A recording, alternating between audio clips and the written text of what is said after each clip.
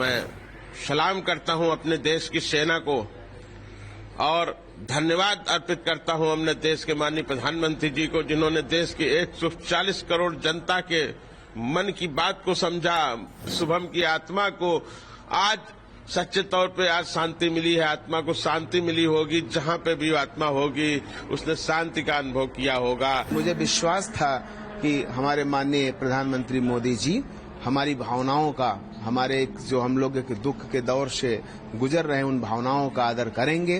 प्रतिशोध की आग ज्वाला धधक रही थी, आज उसको निश्चित रूप से शांति मिली है। आज मैं रात 2 बजे से लगातार देख रहा हूं और मैं सलाम करता हूं अपने देश की सेना को और धन्यवाद अर्पित करता हूं अपने देश के माननीय प्रधानमंत्री जी को, जिन्होंने देश की 140 करोड़ जनता के मन की बात को समझा, दिल के दर्द को समझा, उसके दर्द को समझा, उसके गुस्सा को समझा और जिस तरह हमारी सशक्त सेनाओं ने अदम्य साहस और शौर्य के साथ पाकिस्तान में पल रहे आतंकवाद का विनाश करने का काम किया है, उसके लिए मैं सलाम करता हूं, मैं धन्यवाद अर्पित करता हूं हमारे देश की सरकार को। आज कहीं न कहीं जो शुभम की जिस तरह से शहादत पहलगाम, जी आज कहीं न कहीं शुभम को एक असली श्रद्धांजलि और एक कहा जाए शांति मिली। जी हाँ, बिल्कुल। आज हमारा परिवार जो इतने दिन से गम में था, आज हमारे परिवार ने रात के 2 बजे से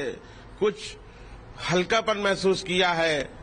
जो दिल में हमारे दर्द था, उस दर्द में हमारे मलहम लगा है और निश्चित तौर पर मुझे ऐसा महसूस हुआ है कि शुभम की आत्मा को आज सच्चे तौर पे आज शांति मिली है। आत्मा को शांति मिली होगी, जहां पे भी आत्मा होगी उसने शांति का अनुभव किया होगा कि आज जिस तरह उसने देश के लिए बलिदान दिया था, उसका आज बलिदान व्यर्थ नहीं गया है। क्या कहना चाहेंगे सेना के लिए और सरकार? सेना के लिए तो मैं बारंबार सेना को मैं सलाम करता हूं, मैं धन्यवाद देता हूं हमारे देश के तीनों सशक्त सेनाओं के वीर जवानों को, जिन्होंने देश की रक्षा के लिए, देश की अस्मिता के लिए अपने धर्म का पालन करते हुए पाकिस्तान में बैठे हुए आतंकवादियों के आकाओं को विध्वंस करके विनाश कर दिया है उन राक्षसों का। मैं सेना को बारंबार सलाम करता हूं और मुझे उम्मीद है कि आने वाले समय में भी अगर किसी तरह की गलत हरकत पाकिस्तान ने करने की कोशिश की तो विध्वंस कर देंगे, विनाश कर देंगे उस आतंकवाद के आका को। कहीं न कहीं एक विश्वास बढ़ा है सेना के प्रति, क्योंकि जिस तरह से आप लोग लगातार कार्रवाई की मांग कर रहे थे, जी, सरकार से मांग कर रहे थे, सरकार के प्रतिनिधि आपके पास आए थे, जी, कहीं न कहीं एक विश्वास भी बढ़ा है। जी हाँ, बिल्कुल। मैं पहले दिन से सरकार से, माननीय देश के माननीय प्रधानमंत्री जी से मांग कर रहा था कि छोटी मोटी कार्रवाई से नहीं, मिलिट्री ऑपरेशन, सेना की कार्रवाई से ही इस तरह के राक्षसों का, इस तरह के दुष्टों का विनाश करके ही आतंकवाद पे काबू पाया जा सकता है।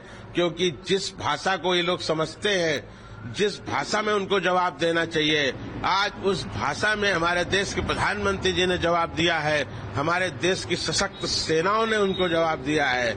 आज उन्होंने आतंकवाद के समूल नाश का शुरुआत कर दी है और निश्चित तौर पर मेरा मानना है कि अब आतंकवाद का समूल नाश ही करेंगे हमारे प्रधानमंत्री जी।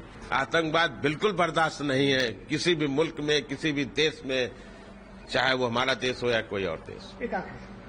आगे क्या चाहिए? निश्चित तौर पे आतंकवाद पे निर्णायक कार्रवाई का जो दौर शुरू हुआ है जारी रहना चाहिए, इसमें रुकावट नहीं आनी चाहिए और जहां जहां भी हमारी सेना को, हमारी सरकार को ये लगे कि इस जगह से आतंकवाद के बीज का पुनरोपण हो रहा है, आतंकवाद का प्रशिक्षण शिविर या इस तरह के आतंकी शिविर दोबारा न चालू होने पाए और चालू होने से पहले ही उनको समाप्त कर दिया जाए। बिल्कुल आतंकवाद का समूल विनाश होना चाहिए। पूरे इस देश का 140 करोड़ देशवासी आज निश्चित तौर पर गर्व का अनुभव कर रहा है।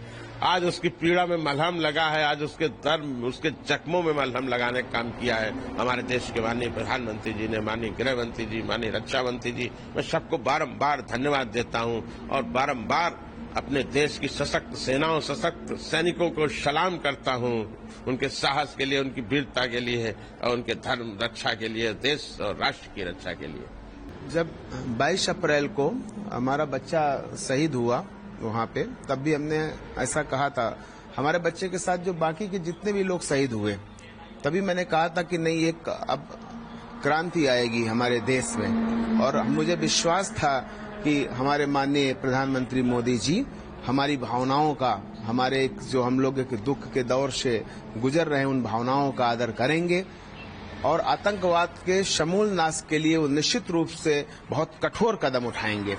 आज रात मुझे 2 बजे जब जानकारी हुई कि हमारी भारत की सशक्त सेनाओं ने उस आतंकवाद के समूल नाश का जो बीड़ा था उठाया था, उसकी शुरुआत कर दी है, तो मुझे लगा कि नहीं, अब निश्चित रूप से आतंकवाद का सर्वनाश होकर ही रहेगा।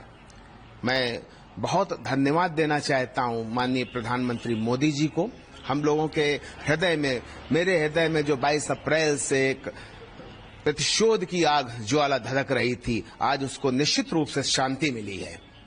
एक कहीं न कहीं शुभम को और जो पहलगाम में लोग शहीद हुए थे, जो निर्दोष नागरिक थे जी, उनको कहीं न कहीं एक सच्ची श्रद्धांजलि आज सरकार ने और सेना के द्वारा दी गई है। सच्ची श्रद्धांजलि है सरकार की तरफ से, सेना की तरफ से।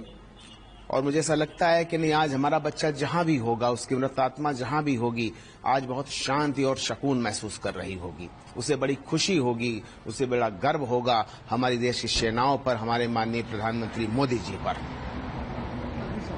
क्या चाहते हैं आगे से और सरकार से क्या मांगे, किस तरह की कार्रवाई आगे और होनी चाहिए?